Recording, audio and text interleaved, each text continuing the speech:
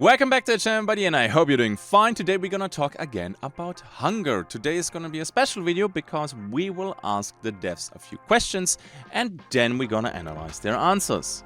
So it's not really an interview, but we finally get some answers for a lot of questions that you guys had during my live stream. So yes, those are community questions gathered and proposed by you guys, my viewers. Now, there will be a follow-up video to this one, but we're gonna talk about that at the end of the video. Let me introduce real quick myself because, well, I'm gonna share today's video in places where I normally don't share my videos. My name is Mike. I play video games since, well, basically forever. And extraction shooters are kinda my thing. I played, I think, every single one of them out there. Be it Escape from Tarkov, be it Marauders, be it The Cycle. But my main game right now is on Showdown, where I have like over 9,000 hours. I also like every now and then some Battle Royale, so I played over 1,000 hours of PUBG. But I also like games like DayZ, for example, which I sadly didn't play in a while. So yeah, that's my gaming background. Also, we clustered today's questions into these parts right here. So as always, timestamps will be in the description, so you can skip or jump exactly to the chapters that you're interested in. If you're new to Hunger, then I highly recommend checking out the Hunger playlist, where I talk about the game and covered basically all the news that they shared with us. And with that, I would say, let's get this started. First question, how many maps are planned for the game, early access and release? And their answer was, early access they will have 3 large maps with 1 square kilometer, and each map has an overworld and underworld, dungeons and caves. I think this is pretty nice. Dungeons, by the way, I covered it already in a previous video. They will need keys so you can access them. This might level also the melee and long range balance, so you have a lot of guns, which might be pretty good in the overworld, but the moment you go underground or into a dungeon, maybe the melee combat will be stronger. I'm really curious how this will turn out at the end. Leaving early access with 10 maps I think is super ambitious. 6 large maps and 4 smaller maps. This is something that I really like. And I'm surprised that not a lot of developers are doing that. Smaller maps are giving you the opportunity to crank out more content faster. For example, Hunt Showdown, creating new maps takes a very long time. The maps are mostly really good, very detailed. But it just takes a while until we get a new one. When you check, for example, Escape from Tarkov, well, they're actually not that much faster. But they have big maps, for example, woods, but then you have also smaller maps. And smaller maps can have a completely different vibe. You want your quick meat grinder PvP, then you can go factory and just get your kick out of that, right? If you want a more the stealthy, sneaky, or tactical approach, you take a bigger map. Smaller maps might be interior only, focused around a prison or monastery and so on. I think this is pretty cool. So maybe we just get a castle map. And it's just the interior. Yes. Again, balance between melee and long range will be interesting here. Ultimate goal is to have each map feel different and offering new challenges. Nice. Let's jump to the next one. Then question number 2, how big will the maps be? Well, we answered that already in the previous question. There will be 1 square kilometer. There is no answer for the smaller ones. Maybe the smaller maps do not have a defined size because they are just, well, just buildings. Like a castle can be really big. Next one. How many people per map? And they said the idea is to create the right level of density for the size of the map and time available. So depending on how big the map is, you will have different timers. 15 players of mixed groups for the big maps. And yeah, mixed groups, we're gonna talk about that in a second. Next question. Any dynamic map or weather planned? Maps have different weather and lighting setups, and they are not dynamic. However, they said we're going to look at how far we take this in the future. The question is, how much value does dynamic weather actually add? Could be good. Is it really necessary at the beginning? Maybe for something later down the road. Question number 5, how many people per team? Solos, duos, and trios. Sweet. Honestly, sometimes we just go through these questions very quickly because, well, that's not super interesting. Question number 6, will there be different queues for different team sizes? And this is an interesting one, and they say no. Solo experience is extremely viable though. Let me quote them. We expect players to be skeptical of how this will work. Well, yeah, that I am. As most titles in the genre nearly always require or favor teams over solos or duos. the biggest team wins. And this is not completely wrong, don't get me. Sometimes you have games like Escape from Tarkov, they have no matchmaking at all. Then you have games like Hunt Showdown, where there is matchmaking, and it takes into account, are you a solo or are you fighting into a team? And they try to level that or balance it that way.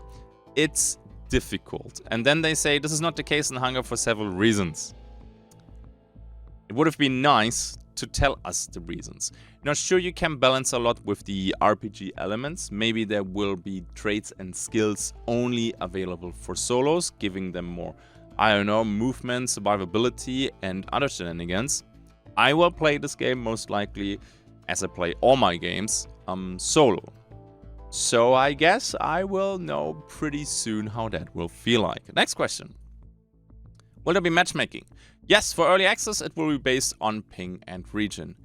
I like this, especially after playing Mistfall Hunter. Mistfall Hunter had a playtest and there were no European servers. Mistfall Hunters is a game that focuses a lot to close to mid-range combat. And when you play with a ping beyond of 120, 130 and the enemy has to do it too, and then you have melee combat, it just feels barf. You can see their weapon is missing you, but they still hit you. You get pulled back and shenanigans like that. So I'm happy that they're doing that. And then around total hours in the game. Now, I don't know how that will look like. Maybe you have two buckets and you have like bucket A where everybody, you know, under 100 hours is in that one, and then everybody with above 100 hours is in the other bucket. So I'm not completely sure how this will work, because I might be a good example. You can play a game a lot, but you might hit a skill ceiling very fast, and you're not getting any better than that, while other people will still improve. And then it can feel bad sometimes to go up against these people. But matchmaking will be adjusted if needed. I think that makes sense. For early access, it's more important to get full servers, in my opinion, over a balanced one, because with RPG elements, I think at the beginning the balance will be all over the place anyway. Okay, next question though. Might be a little bit unfair what I just said, so prove me wrong. Question number 8, what engine will be used? They use the Unreal Engine 5. Next one, what's the optimization goal? Currently working out the minimum spec. I really would have loved to see the minimum spec for the game already, but it will take probably a little bit longer. Optimization is always at the forefront of development. The goal is to make Hunger as accessible as possible. Okay, I mean, fair enough. Not a lot of info in there. I hope we can get some info about the minimum specs, the recommended specs, very soon, so we know, can we play it or not. Question number 10. What server structure will be used? So they're gonna use session-based for expeditions. So the expedition is your mission, your raid, as it gives a much tighter, cleaner experience. No spawning on top of active players. So, for example, Arc Raiders, you can spawn in late. I think the raid timer for Arc Raiders is 30 minutes, and you can still have fresh teams at the 18-minute mark. And I'm not 100% sure if this is the way to go. For some games it was fun, like for example the Cycle had servers they ran for I think 6 to 8 hours non-stop. And during that time people could leave and people could drop into the match. For that game it worked. For Arc I'm not 100% sure yet. On one hand I do understand why they're doing that, because it keeps the tension alive, and sometimes the match just feels empty after 10 minutes. And with a late spawn mechanic, you can fill these lobbies again and keep the tension high. On the other side though, when you already had a long drawn out PvP fight and you're out of energy shields, mats and maybe even ammo and grenades, yeah, fighting against a fresh team sometimes is a little bit of a challenge. No loot camping, or no spawn camping, no loot camping, no loot respawning, no maps already looted or with all AI killed. Yeah, feels bad when you join a map and the areas in front of you are already completely dry and looted. I think it works, or it's the safest approach for how you want to have your lobbies created. Next one. Question 11. What will the RPG elements look like? So they will have a leveling progression.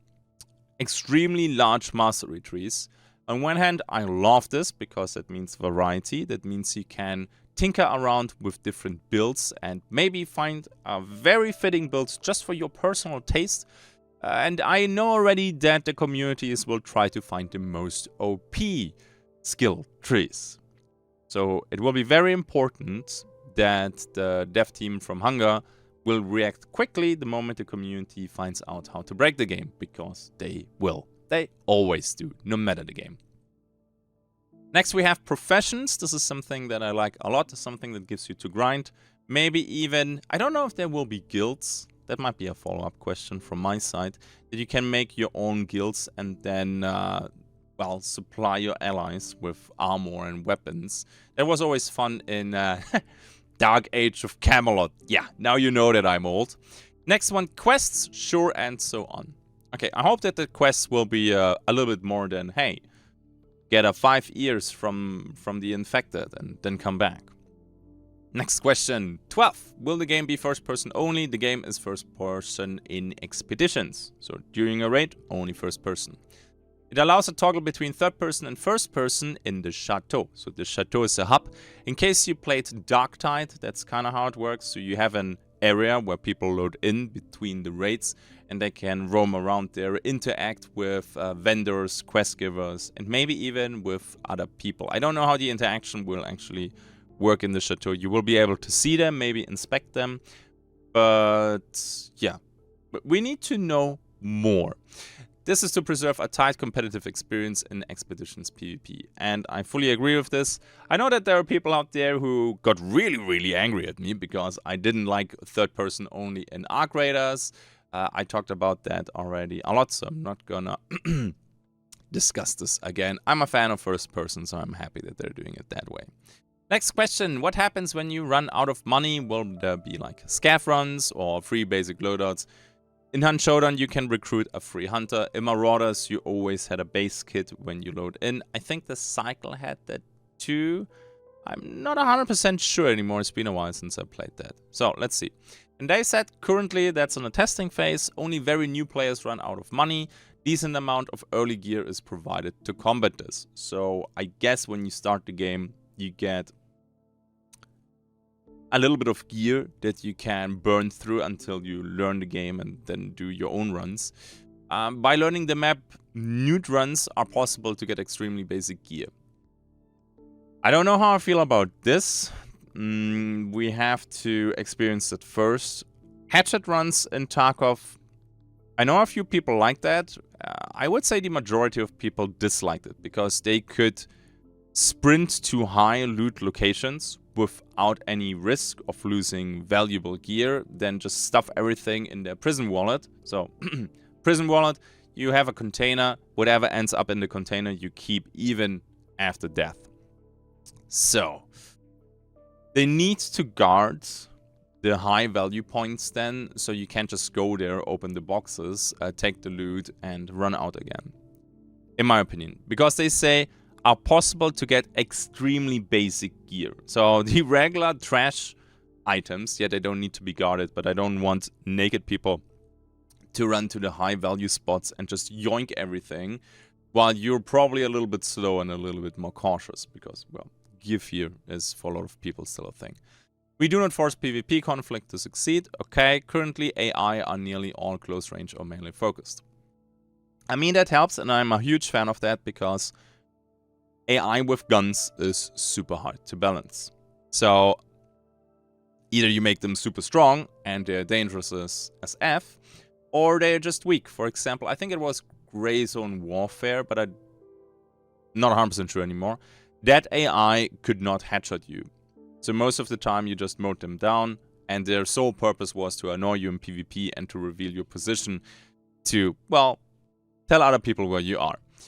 In Escape from Tarkov, the AI can sometimes be absolute derpy, and sometimes you have this shotgun scav at 80 meters hitting you in the face with a single pellet and you die. Feels bad. So I'm super happy that they have the special AI. They will maybe have ranged combat, and ranged combat is fine. For example, in Hunt Showdown we have the Hive, but we also had in the Cycle AI that was shooting some acid blobs and stuff like that. You could dodge that, right? You don't dodge bullets. Okay, next. Will there be VoIP, proximity, or team VoIP? And we have proximity VoIP for in Expedition. Nice. I had some of the best moments in video games with VoIP.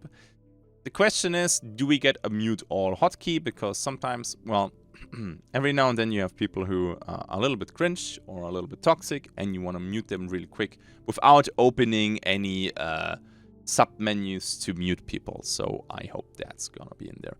Another question is, will there be team VoIP, or do you only have proximity VoIP? So when you play with randoms and you use VoIP, can everybody hear you, or will there be two different ones? That I don't know. Next question. Are there different kind of enemies, PvE and bosses? Yes, we have a variety and hierarchy amongst our AI. Okay. New types of hunger and enemies will be added with each update. Okay, new types of hunger. That's something else than your regular enemies? Well, let's see about that. This is something that has to happen frequently in these games, that you just bring new AI. Otherwise it gets boring. Be it new bosses or new trash AI, I don't really care. Next one, question 16. Are the guns on the realistic side, or does it use some fantasy? Are real-life counterparts just inspiration?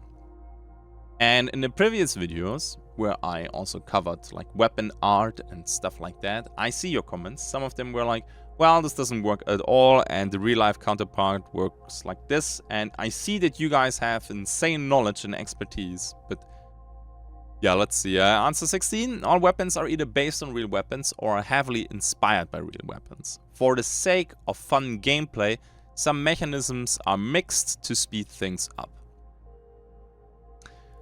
Yeah, okay, I think for gameplay that makes sense when you have a super fun or very interesting gun and you just need a minute to reload, nobody's gonna pick it.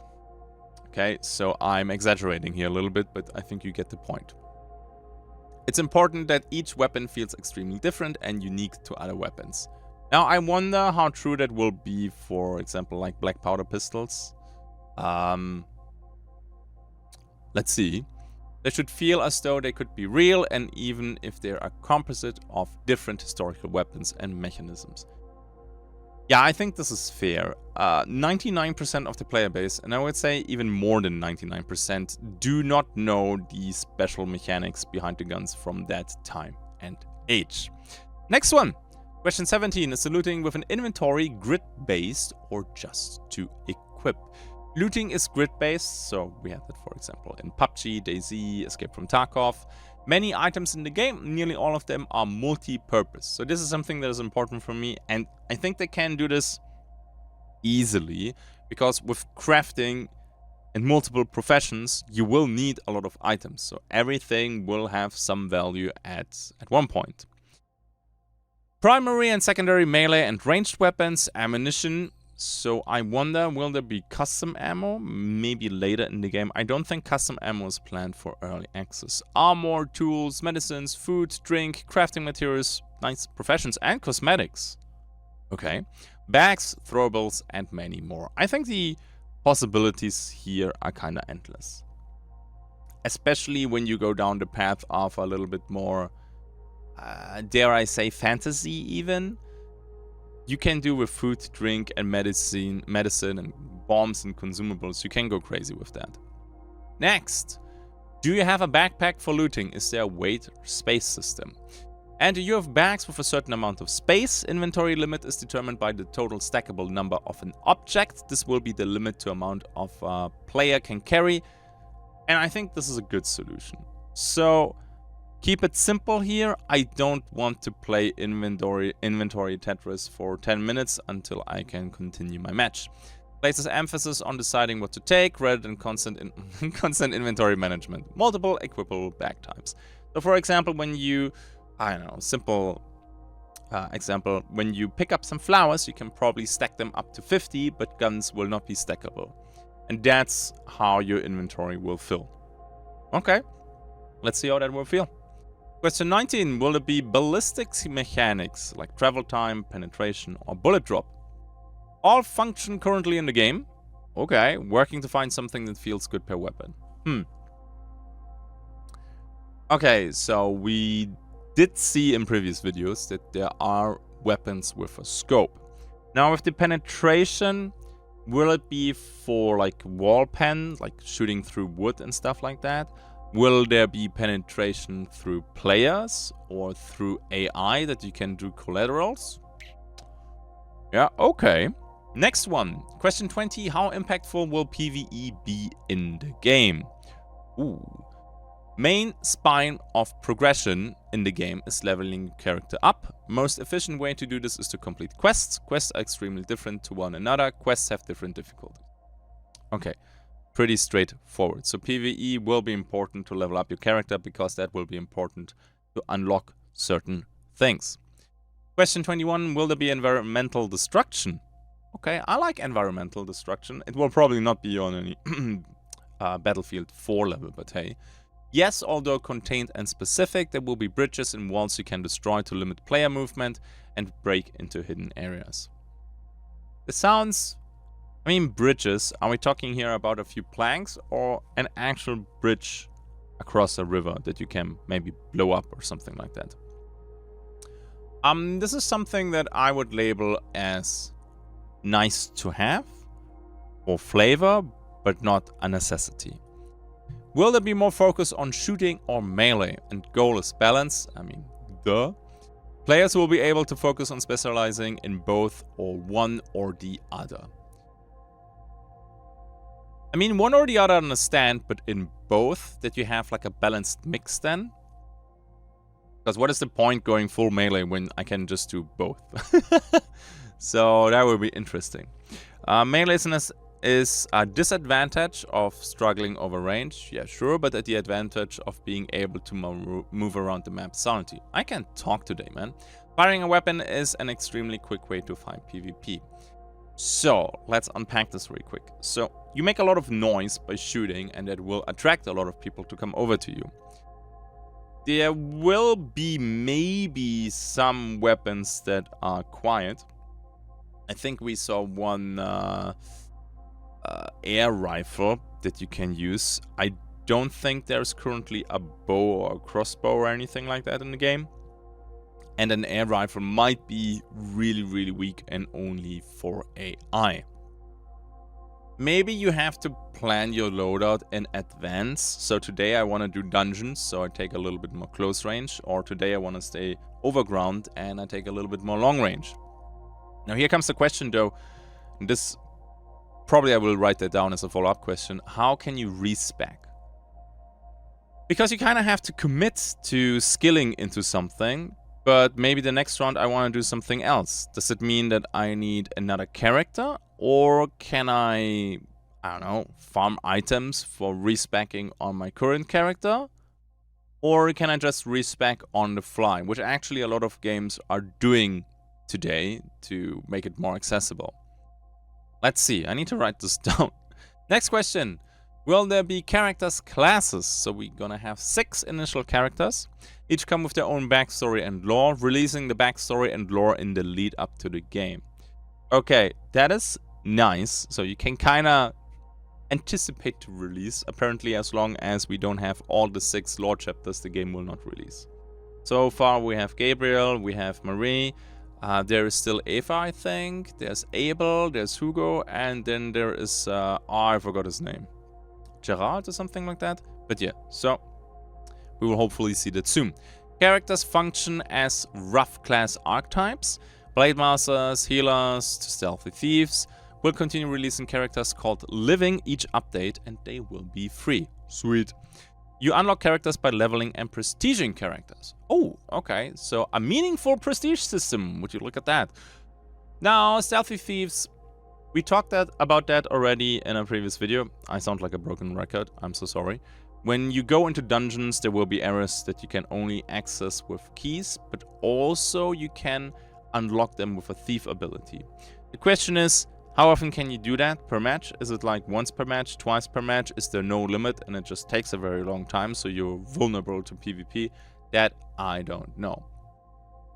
How strong these classes will be, I hope the abilities that they have will just be minor stuff and not something very, very strong, because then, oh yeah, The healing from Marie is currently the best in the game, so we will only see Marie's because in team play is absolutely bonkers.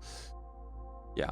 Maybe for solo players, we're gonna have then a thief class. So Marie, well, she's probably the healing class according to her backlore, so maybe Ava is gonna be a thief then. I can't wait for that, man. Question 24, will there be a hunger thirst system? No. Yes, perfect, thank you. Food and drink instead give specific buffs that do a range of different things. For example, a drink that reduces your stamina consumption. Perfect. Perfect. Maybe you have to use this in the chateau, maybe when you're in-game, maybe it's a combat buff that is for 1 or 2 minutes. I don't know.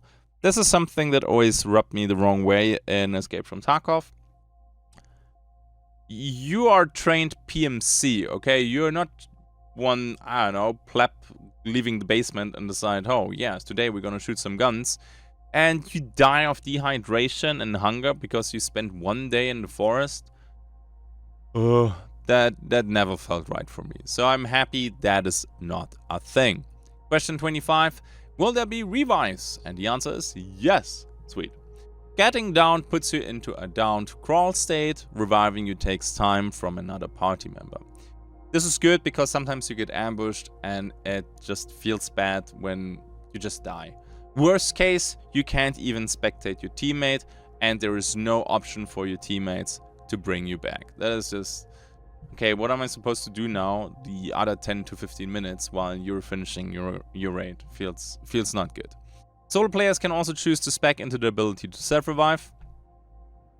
Nice. There will be anti-thirsting mechanics. So let me explain this real quick.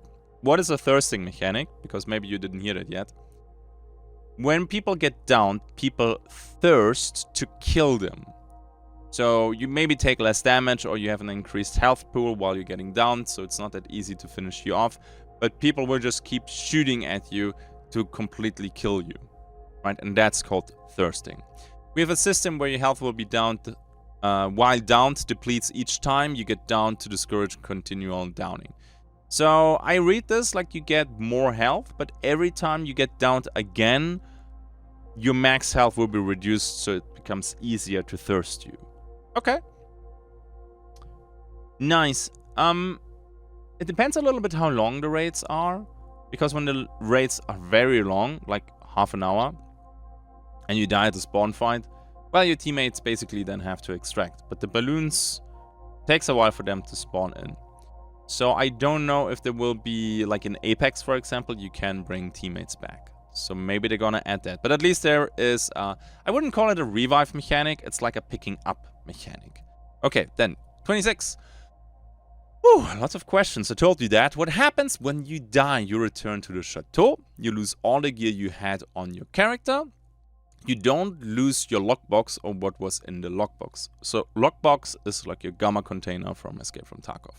You keep the experience you had accumulated in the expedition. You do not get the survival bonus for a successful extract. Pretty straightforward. Like, this is the formula that most games actually use. So when you bring good gear, high risk, but maybe you can have an edge then in PvP, or you can go into areas that are a little bit tougher to crack. But you're also not losing your dungeon key because, well, if you can put it in the lockbox, that I don't know. So very important loot and maybe even quest items that you need, you can put in the lockbox. Cool. I don't know how big the lockbox will be. I don't know when you get it, if it's just a base feature. Just don't do it like Arena Breakout Infinite. Okay? Yeah, you want to have the big lockbox for a subscription of blah blah blah a month? No, please just don't. Question 27. How hardcore do you plan the game to be? Lovely question, because we all have a different definition of hardcore. But hey, you wanted that question to be in there. We feel that we are striking a nice balance between players who are new to the extraction experience, as well as long-term players of the biggest genre titles. Okay. I think it will not be as hardcore as Escape from Tarkov. Escape from Tarkov is just pain. I think it will be somewhere around Hunt Showdown level. So the learning curve will be steep compared to what you have in Escape from Tarkov, where you don't have a curve. You have a wall, the wall is on fire, spikes at the top, and a snake pit at the bottom. So, yeah. Nice. Okay, then question 28. Crafting will be a big part of the game. How will that look? 3 gathering professions, 6 crafting professions in the game. Ooh, okay, I see. Well, weapon, armor, alchemy, cooking. Then maybe the armorer has then a tailor, and leather crafting is gonna be something separate. Ooh, okay. You can only choose to have 2. You level up professions by using them, makes sense. Nearly every usable object in the game can be crafted from harvestable materials, and you must find the recipes to learn before you can craft them. I mean, maybe you get some as quest rewards, so this is probably what bosses will drop for the very good recipes for cosmetics or very strong items. And apparently you need multiple characters, because, well, you have then gathering and then you have crafting. Probably makes sense to have 1 gathering and 1 crafting profession when you play as a solo. Again, I hope we will have clans and we can just organize something then when the game releases. That would be pretty fucking cool. Question 29, what's the plan for progression? Primary form of progression is to level your character up to level 100, and that unlocks mastery points. I don't know what the mastery points are doing, but hey. Easiest way to do this is completing quests and building reputation with NPCs, okay? Chateau is divided into specific areas. Each area functions like a new quest hub. So it seems like you unlock different areas from the hub by questing. Finally, meta progression is around leveling up professions and finding extremely rare recipes, cosmetics, and gaining access to endgame PvE and PvP experiences. This project seems to be crazy ambitious, but we're gonna talk about that in a bit. Question 30. Will there be wipes like in Escape from Tarkov? No. Nice. We have many systems in the game that facilitate the function of a wipe, for example, removing high-end gear abilities from the in-game economy. Okay, I wonder how good that will work and how that will look like, because very good players, you have to make some stuff of the game so difficult that even the very good players are losing stuff. Basically meaning that the average player will never be able to defeat that. Maybe they just implement stronger weapons, like for example World of Warcraft is doing. That could be an option. But I think there will be 1 wipe, by the way, when they leave early access, and this is something that they have to do. So 1 wipe during early access to release the game, so everybody is starting somewhat fair, I think makes sense. Before I see people already complaining, but they said no wipe, and now we have a wipe at the end of early access. Yeah. Will there be customization for your character? If yes, how will it look? Yes, the progression cosmetic. Oh, new progression cosmetic every 10 levels, so you get 10. Huh? That is a lot then. That's already 60 skins. Additional character cosmetics in the game by killing bosses, defeating quests, looting, fighting rare drops, and more. All 3 bag types, the backpack, hip bag, and weapon bag, have multiple skins per category. I hope that the recipes will be not just a one-time use, because when I play Dune Awakening, which we will also play very, very soon for a couple days, or maybe even longer, when you find a blueprint for crafting in Dune, it's like a one-time use. I hope this is gonna be a permanent unlock. All 30+ weapons have multiple unique skins. As I said, ambitious. I like it. Question 32. What's the projected lifespan of the game? When will content be released? So, lifespan indefinite, 3 to 4 major content updates per year, minor patches and hotfixes alongside. Ooh, okay. What is a major content update? That would be a new class, new AI, maybe a new map. Crazy fast. Updates can contain new weapons, maps, characters, well, enemies, experiences, quests, and much more. I hope they will be fast with hotfixes, because when you add a lot to the game, it can also be dangerous, because the more you add to the game, there's the chance that you add something that is imbalanced by accident, right? And then you have to act fast and not let that go for like 2 to 3 months without anything happening. Good example would be Crytek, sorry. At least back in the days, they're doing way better now. We had a trait called Blazeborn that made you immune to fire. And it was absolutely obnoxious to play against that. And we just had that for like 2 to 3 months, and there was just no hotfix, no balance adjustment whatsoever. In the last events, they actually do patches and hotfixes to change that, which is really, really cool. But yeah, they need to do this too. Whenever they implement something, don't let us suffer then for 3 months when something is broken. Act quickly, please. Next one, what makes you stand out from other extraction shooters? So basically, what is your unique selling point? Emphasis on no wipes, permanent meaningful progression, emphasis on RPG system, hybrid combat that creates huge variety in engagements, Renaissance Gothic aesthetic. So the aesthetic of the game is absolutely fantastic. I love that. And I think they can do something really unique there with the RPG system. I think Pioneer is trying something similar, but Pioneer, what I saw so far, I hope I can try it, because you always need to play a game yourself to make a good judgment of it, right? So yeah, those are a few good arguments for Hunger. Question 34, will there be a PvE only story co-op mode? And the answer to that is no. We feel that there is ample ability for players who enjoy PvE to coexist in the world with players who enjoy PvP. So basically, I think you can skill into some stealth traits in your RPG skill trees that let you roam the map without getting detected very easily, and you can still go for some loot. I like this. And I know that there are people out there who want a PvE mode. For example, in Escape from Tarkov, I think the PvE mode is well received. I know that there are people out there who want a PvE mode for Hunt Showdown. I personally don't want that. I want them to focus all their resources and time on a good PvEvP game, and not just add PvE on top. And then it might not even be good. So to create a really good story mode for your game, it takes an incredible amount of time. So it's not just something that you slap on top of the game and then, oh yeah, this is gonna be good. So I like this. Give us the PvPvE experience, and hopefully it will be good then. Question 35, how will the game be funded? Looking at the Premium Plus model, you buy the base game, then there's ability to buy cosmetics to fund the game in an ongoing way. Just a little bit of background info, most of you know that, but the people who create Hunger are the people who create Hell Let Loose. So this is why I actually have quite some faith into this project, because it's not just 2 or 3 devs making the first project, and very often then these games fail, although the idea and everything is pretty good.